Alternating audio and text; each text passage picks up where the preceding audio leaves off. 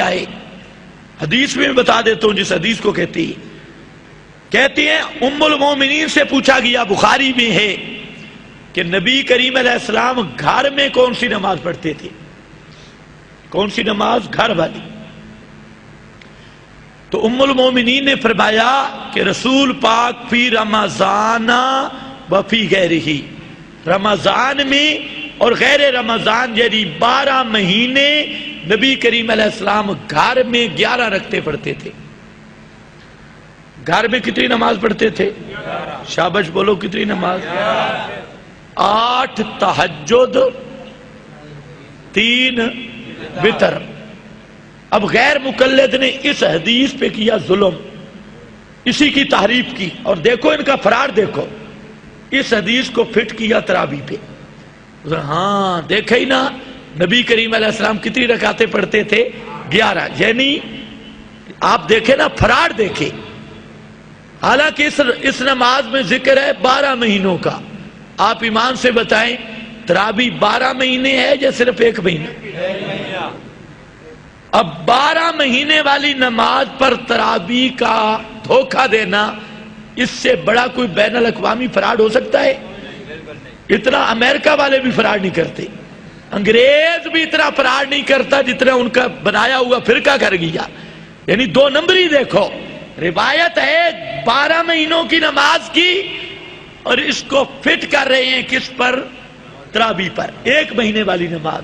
حالانکہ وہ آپ دیکھ لیں، اردو ترجمہ دیکھ لیں، اس میں ہے رمضان میں بھی اور غیر رمضان میں بھی۔ گھر کے اندر آپ کتنی پڑھتے تھے؟ 11 رکھتے، وہ ہے گھر کی نماز۔ تراویح گھر کی نماز ہے۔ ان بیچاروں کو ابھی تک پتہ نہیں چل رہا تہجد اور تراویح میں فرق ہے۔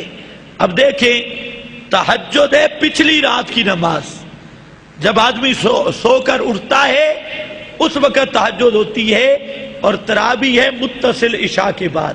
اگر کوئی متصل عشاء کے بعد پڑھے تو اس کا نام تہجد رکھو گے؟ تہجد ہے پچھلی رات کی نماز، اور تراویح پہلی رات کی نماز۔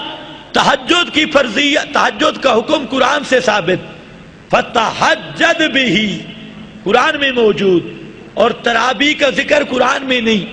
تراویح کی مشروعیت حدیث سے ہے، سَنَنْتُ لَكُمْ صِيَامَهُ، پیغمبر فرماتے ہیں کہ میں نے اس کا قیامہ ہوں، رمضان کا قیام میں نے تمہارے لیے سنت مقرر کیا۔ تہجد کا حکم قرآن سے ثابت، تراویح کا حکم حدیث سے ثابت۔ تہجد میں جماعت نہیں، تراویح میں جماعت ہے۔ تہجد میں ختم قرآن نہیں، تراویح میں ختم قرآن ہے۔ تہجد مسجد کی نماز نہیں ہے، تراویح مسجد کی نماز ہے۔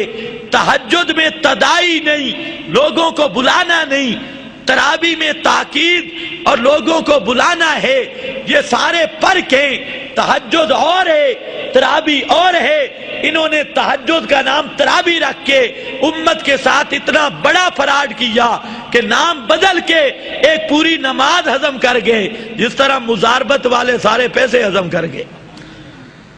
وہ ریبنڈیوں کا فراڈ تھا، اور یہ ان غیر مقلدوں کا فراڈ ہے، یہ پوری نماز ہضم کر گئے، نماز ہضم کر گئے۔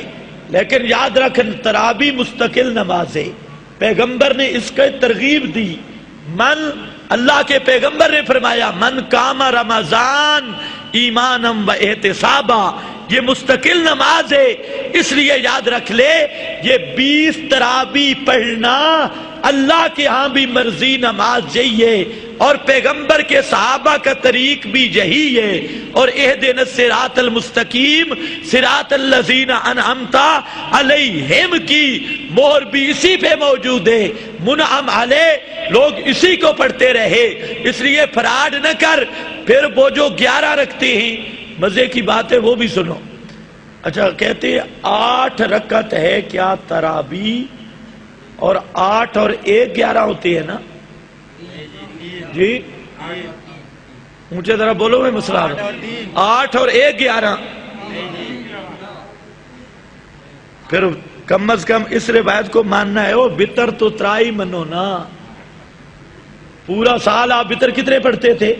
اس حدیث کی وجہ سے نہیں، جب وتروں کا من نہیں، وتر 1، یہ اب دوسرا فراڈ دیکھو، اگر اسی حدیث کو مان لوں تمہارے والا مفہوم، میں تو مانتا ہوں، میں تو کہتا ہوں یہ پیغمبر کی تہجد والی نماز ہے، گھر والی نماز، 8 رکعتیں پڑھتے 3 وتر پڑھتے، 8 اور 3 11، ہم اللہ کے فضل سے 8 رکعتیں تہجد کی پڑھتے ہیں، پورا سال پڑھتے ہیں، اور 3 وتر پڑھتے ہیں، 8 اور 3 11، بالکل ہم اسی سنت پہ عامل ہیں۔